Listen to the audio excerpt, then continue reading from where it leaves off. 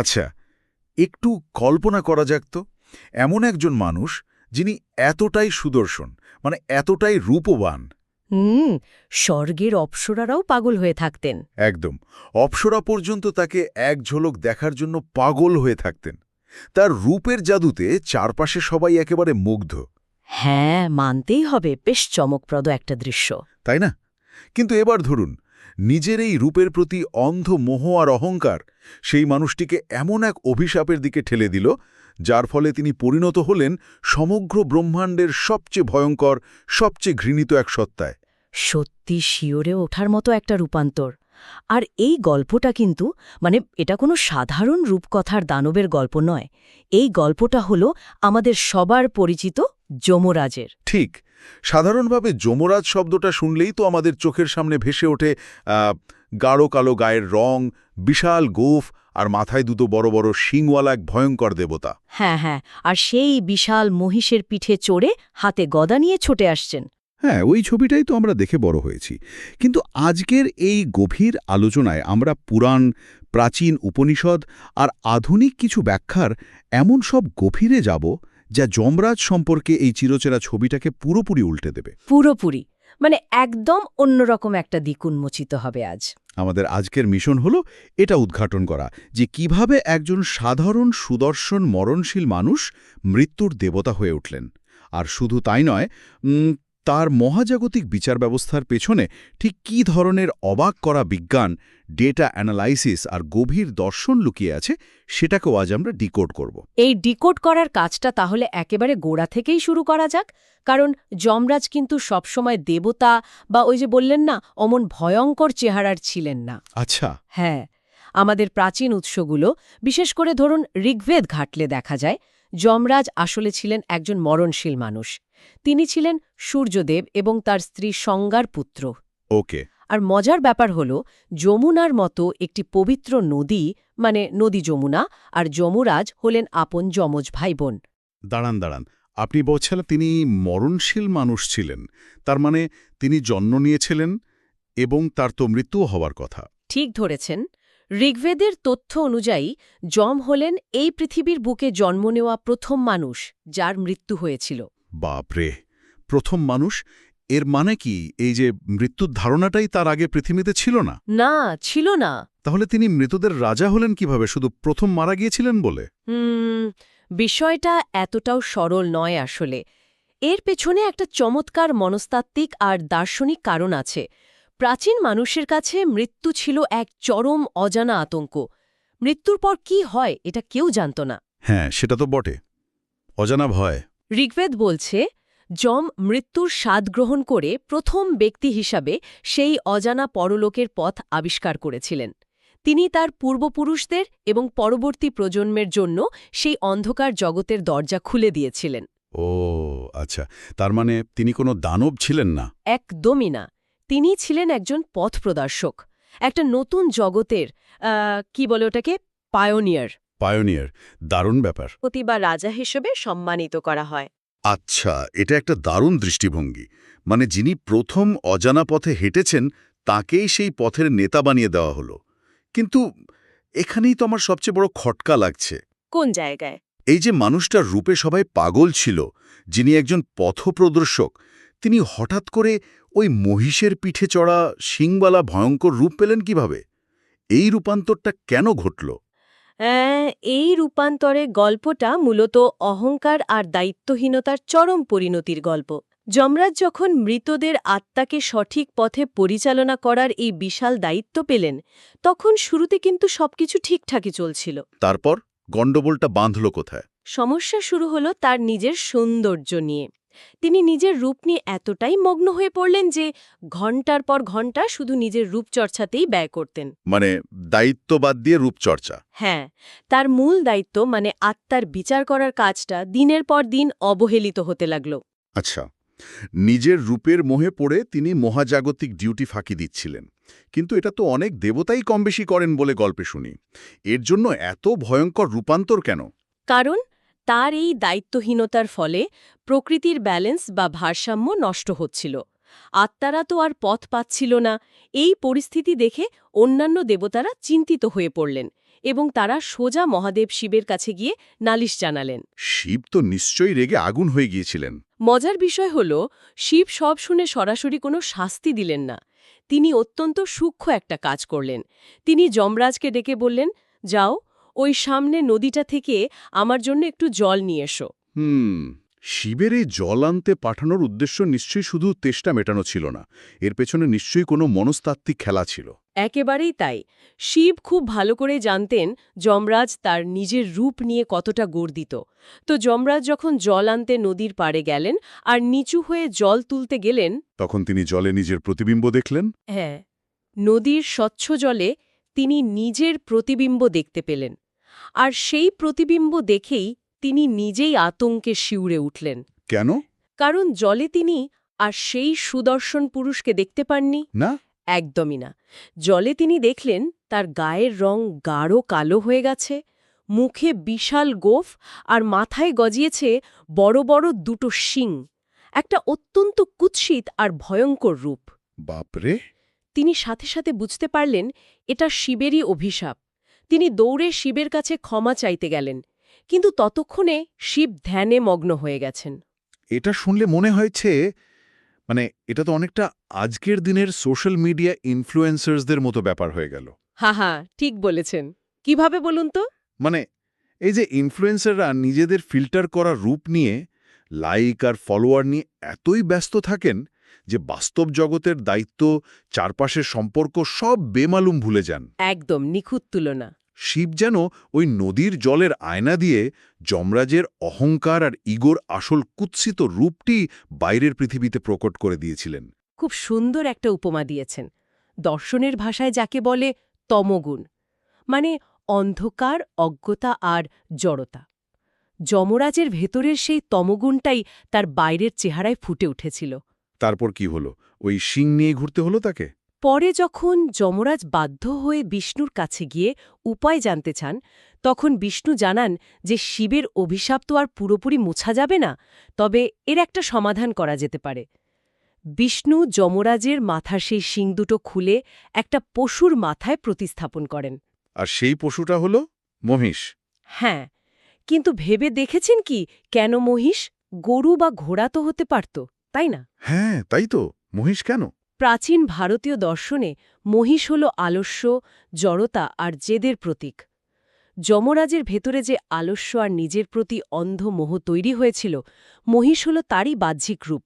ও আচ্ছা। সেই মহিষকেই তার বাহন করে দেওয়া হল, যাতে তিনি চিরকাল মনে রাখেন যে নিজের ভেতরের এই পশুবৃত্তিকে দমন করেই তাকে তার দায়িত্ব পালন করতে হবে। অসাধারণ একটা মেটাফোর তো। একজন মরণশীল মানুষ নিজের ইগোর কারণে কিভাবে ভয়ঙ্কর রূপ পেলেন, তার পুরো মেকানিজমটা এবার একদম পরিষ্কার হলো। হ্যাঁ, একেবারে লজিক্যাল একটা ব্যাপার। কিন্তু আমি তার কাজের দিকটা নিয়ে একটু ভাবতে চাই এবার। যমরাজ যদি পুরো পৃথিবীর কোটি কোটি মৃত মানুষের বিচার করার এত বড় দায়িত্ব পেয়েই থাকেন, তবে তিনি একা এই নিখুঁত হিসাব কিভাবে রাখতেন? এটা খুব প্রাসঙ্গিক একটা প্রশ্ন। যমরাজ তো ভুল করতে পারেন, সেটা তো আমরা এই অহংকারের গল্পেই দেখলাম। তাহলে এত মানুষের পাপ পুণ্যের হিসাব রাখার জন্য কি আলাদা কোনো ব্যবস্থা ছিল? একদম ঠিক পয়েন্ট ধরেছেন। দেবতারাও বুঝেছিলেন যে যমরাজ যেহেতু ইমোশন আর ইগো দ্বারা প্রভাবিত হতে পারেন, তাই বিচারের মতো স্পর্শকাতর জায়গায় কোনো মানুষের বা দেবতার একক সিদ্ধান্ত থাকা উচিত নয়। হ্যাঁ, সেখানে পক্ষপাতিত্ব হতে পারে। ঠিক। তাই দরকার ছিল সম্পূর্ণ অবজেক্টিভ, ডেটা ড্রিভেন আর পক্ষপাতহীন একটা সিস্টেমের। আর ঠিক এখানেই গল্পে প্রবেশ করেন চিত্রগুপ্ত। চিত্রগুপ্ত? তিনি কে? গরুর পুরাণ অনুযায়ী ব্রহ্মা যখন দেখলেন এত হিসাব একা যমরাজের পক্ষে রাখা সম্ভব নয়, তখন তিনি ধ্যানে বসেন। আর সেই ধ্যানের ফলে ব্রহ্মার শরীর থেকে কলম, কাগজ আর দোয়াত হাতে নিয়ে জন্ম নেন চিত্রগুপ্ত। আচ্ছা, তিনি হিসাব রক্ষক। তিনি কোনো সাধারণ দেবতা নন, তিনি হলেন মহাজাগতিক অডিটর। তার কাছে প্রধানত 3টি বই থাকে। 3টি বই? কি কি? প্রথমটি হল অগ্রসন্ধানী, যেখানে নিয়তি বা ভবিষ্যতের সম্ভাবনার কথা লেখা থাকে। দ্বিতীয়টি প্রধান, যেখানে বর্তমানের সব রেকর্ড থাকে। আর তৃতীয়টি হল নিশিদিন, যেখানে অতীত কর্মের বিবরণ নথিবদ্ধ থাকে। কিন্তু আমার প্রশ্ন হল, তিনি এই হিসাব রাখতেন কিভাবে? কোটি কোটি মানুষের কাজ তো আর ম্যানুয়ালি খাতায় লিখে রাখা সম্ভব নয়। আমাদের প্রাচীন উৎসগুলো বলছে তারা এই সিস্টেমটা কাজ করত একটা অত্যন্ত নিখুঁত কর্ম ক্যালকুলেটরের মাধ্যমে, যেটা একটা নির্দিষ্ট পয়েন্টের ভিত্তিতে চলত। Point system? হ্যাঁ, এই পয়েন্ট সিস্টেমের একটা স্পষ্ট গাণিতিক ভিত্তি আছে। যেমন ধরুন, কেউ যদি মিথ্যে কথা বলে তবে তার অ্যাকাউন্ট থেকে 10 পয়েন্ট কাটা যাবে, আবার সত্য বললে 10 পয়েন্ট যোগ হবে। ও, একদম ম্যাথমেটিক্যাল হিসাব। হ্যাঁ, কেউ চুরি করলে 50 পয়েন্ট মাইনাস, কিন্তু দান করলে 50 পয়েন্ট প্লাস। আবার কাউকে হত্যা করলে সরাসরি 1000 পয়েন্ট কাটা যায়, আর কারো জীবন বাঁচালে 1000 পয়েন্ট যোগ হয়। একটু থামুন, মানুষের নৈতিকতাকে এভাবে অঙ্কের মতো পয়েন্টে ভাগ করাটা কি একটু বেশি সরলীকরণ হয়ে গেল না? কেন মনে হচ্ছে এমন? ধরুন কেউ কোনো ক্ষুধার্ত শিশুকে বাঁচানোর জন্য একটা রুটি চুরি করল, সেক্ষেত্রে তার কি চুরির জন্য 50 পয়েন্ট মাইনাস হবে, নাকি প্রাণ বাঁচানোর জন্য 1000 পয়েন্ট প্লাস হবে? এই কর্ম ক্যালকুলেটর কি এই ধরনের সূক্ষ্ম বিষয়গুলো বুঝতে পারে? এটাই হলো সবচেয়ে ইন্টারেস্টিং জায়গা। এই সিস্টেমটা শুধু মানুষের কাজ বা অ্যাকশন বিচার করে না, এটি বিচার করে মানুষের ইন্টেনশন বা উদ্দেশ্যকে। ইন্টেনশন? সেটা আবার কিভাবে? চিত্রগুপ্তের এই ক্যালকুলেটর মানুষের চিন্তাকেও স্ক্যান করতে পারে। চিন্তাকে স্ক্যান করে? মানে আমার মনের ভেতরের কথাও নথিবদ্ধ হচ্ছে? হ্যাঁ, ধরুন আপনি মনে মনে একটা অত্যন্ত খারাপ চিন্তা করলেন, কারোর ক্ষতি করার কথা ভাবলেন, সাথে সাথে আপনার অ্যাকাউন্ট থেকে 1 পয়েন্ট কমে যাবে। বাপরে! কিন্তু আপনি যদি সেই খারাপ চিন্তাটাকে বাস্তবে রূপ না দিয়ে নিজের মনের ভেতরেই দমন করে ফেলেন, অর্থাৎ সেলফ কন্ট্রোল বা সংযম দেখান, তাহলে রিওয়ার্ড বা পুরস্কার হিসেবে আপনার অ্যাকাউন্টে 5 পয়েন্ট যোগ হবে। এটা তো দারুণ একটা কনসেপ্ট। আবার ভালো কাজের চিন্তায় পয়েন্ট বাড়ে, আর সেটা বাস্তবে করলে আরও 10 পয়েন্ট যোগ হয়। ও মাই গড! একটু ভেবে দেখলে বিষয়টা কিন্তু মারাত্মক। এটা তো শুনলে মনে হচ্ছে আধুনিক যুগে আমাদের স্মার্টফোন বা এআই অ্যালগরিদম যেভাবে কাজ করে, এটা ঠিক তার মহাজাগতিক ভার্সন। হ্যাঁ, একেবারে তাই বলা যায়। আমরা ইন্টারনেটে কি সার্চ করছি, কোথায় ক্লিক করছি, গুগল যেমন তার কুকিজ আর ব্রাউজার হিস্ট্রি দিয়ে আমাদের ট্র্যাক করে, চিত্রগুপ্তের সিস্টেম তো 1000 বছর আগে থেকেই রিয়েল টাইমে আমাদের নৈতিকতার ব্রাউজিং হিস্ট্রি ট্র্যাক করছে। আহা, খুব দারুণ মিলিয়েছেন। তার মানে আপনি ব্রাউজারের ইনকগনিটো মোডে গিয়ে বা মনে মনে লুকিয়ে কোনো খারাপ চিন্তা করলেও চিত্রগুপ্ত ঠিক ধরে ফেলবেন। একদম। এই মহাজাগতিক ট্র্যাকিং সিস্টেম কোনো কিছুই বাদ দেয় না। এখানে লুকিয়ে কিছু করার উপায় নেই। আর এই কারণেই যখন মৃত্যুর পর আত্মার বিচার হয়, তখন যমরাজ কোনো রাগ বা আবেগের বশবর্তী হয়ে বিচার করেন না।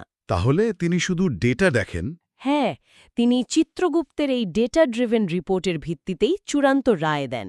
কিন্তু এখানেও আমার একটা কনফিউশন তৈরি হচ্ছে। কি কনফিউশন? যদি সবকিছুই এই পয়েন্ট সিস্টেম, অ্যালগোরিদম আর চিত্রগুপ্তের ডেটা দিয়েই হয়ে যায়, তাহলে যমরাজের কাজটা কি?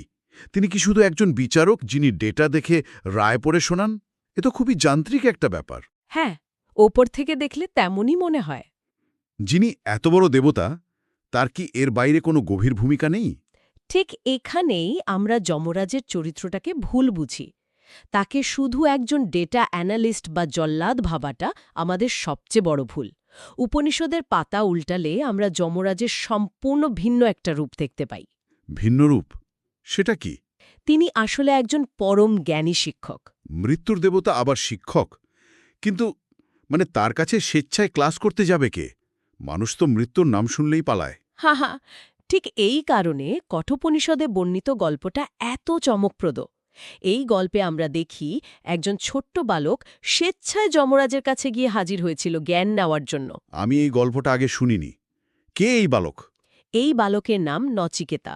গল্পটা শুরু হয় তার পিতা বাজুশ্রবসকে দিয়ে। বাজশ্রবস? তিনি কি করেছিলেন? বাৎস্রবস একটা বিশাল যজ্ঞ করছিলেন, যেখানে নিয়ম ছিল নিজের সবচেয়ে প্রিয় এবং মূল্যবান সম্পত্তি দান করে দেওয়া। কিন্তু নচিকেতা, যিনি ছোট হলেও অত্যন্ত তীক্ষ্ণ বুদ্ধির অধিকারী ছিলেন, তিনি খেয়াল করলেন যে তার পিতা চালাকি করছেন। চালাকি? যজ্ঞের নামে ফাঁকিবাজি? একদম।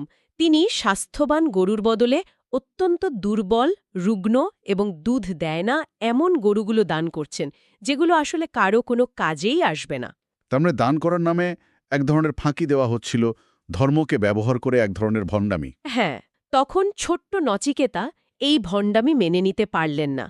তিনি পিতাকে গিয়ে বারবার জিজ্ঞেস করতে থাকেন, বাবা, আপনি তো আপনার সবচেয়ে প্রিয় জিনিস দান করবেন বলেছেন, তাহলে আমাকে কাকে দান করছেন? বেশ সাহসী ছেলে তো। তারপর? বারবার একই প্রশ্ন করায় পিতা বাৎসবশ রাগের বশে বলে বসেন, তোকে আমি মৃত্যুকে দান করলাম, মানে যমরাজকে দান করলাম। বাপরে!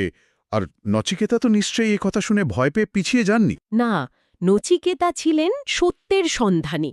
তিনি পিতার এই রাগের কথাটাকে শিরোধার্য করে সোজা জমপুরীতে চলে গেলেন। কিন্তু গিয়ে দেখলেন যমরাজ তো বাড়িতে নেই, তিনি অন্য কোথাও তার কাজে ব্যস্ত। তাহলে ছেলেটা কি করল? ফিরে এলো? না, নচিকেতা, একজন ছোট্ট ব্রাহ্মণ বালক, যমরাজের দরজায় টানা ৩ দিন না খেয়ে এক ফোঁটা জল স্পর্শ না করে অপেক্ষা করতে লাগলেন। ৩ দিন? হ্যাঁ, ৩ দিন পর যমরাজ ফিরে এসে যখন দেখলেন এক অতিথি তার দরজায় ৩ দিন ধরে অভুক্ত অবস্থায় বসে আছে, তখন তিনি অত্যন্ত লজ্জিত হলেন। প্রাচীন ভারতীয় আতিথেয়তার নিয়ম অনুযায়ী এটা ছিল বিশাল পাপ। আচ্ছা, মানে খোদ যমরাজ পাপের ভয়ে লজ্জিত হলেন। হ্যাঁ, তাই প্রায়শ্চিত্ত হিসেবে তিনি নচিকেতাকে ৩টি বর চাইতে বললেন। এই ৩টি বরের মধ্যে নিশ্চয়ই আসল রহস্য লুকিয়ে আছে। ঠিক ধরেছেন। নচিকেতা প্রথম বরে চাইলেন, তিনি যখন পৃথিবীতে ফিরে যাবেন তখন তার পিতা যেন শান্ত হন এবং তাকে চিনতে পারেন। যমরাজ বললেন, তথাস্তু। বেশ, আর দ্বিতীয় বর? দ্বিতীয় বরে নচিকেত স্বর্গে যাওয়ার রাস্তা বা অগ্নিবিদ্যা সম্পর্কে জানতে চাইলেন। যমরাজ খুব সহজেই এই জ্ঞান তাকে দিয়ে দিলেন। কিন্তু আসল খেলাটা শুরু হল তৃতীয় বরে গিয়ে। তৃতীয় বরে তিনি কি এমন চাইলেন যা যমরাজকে বিপদে ফেলে দিল? নচিকেতা অত্যন্ত শান্ত স্তরে এমন একটা প্রশ্ন করে বসলেন যা স্বয়ং দেবতাদেরও অজানা। তিনি বললেন, মৃত্যুর পর মানুষের আসলে কি হয়? কেউ বলে আত্মা থাকে, কেউ বলে থাকে না। এই মহাজাগতিক চক্রের আসল সত্যটা আমাকে শেখান। ওহো, মানে এক্কেবারে গোড়ার প্রশ্ন। আর মৃত্যুর দেবতা কি নিজের সবচেয়ে বড় সিক্রেটটা এত সহজে ফাঁস করে দেবেন? একেবারেই না। যমরাজ তো এই প্রশ্নের উত্তর দিতেই চাইলেন না। তিনি নচিকেতাকে এই প্রশ্ন থেকে সরানোর জন্য জগতের তাবর তাবর প্রলোভন দেখাতে শুরু করলেন। প্রলোভন? যেমন? যমরাজ বললেন, তুমি এই একটা প্রশ্ন বাদ দিয়ে অন্য যা খুশি চাও।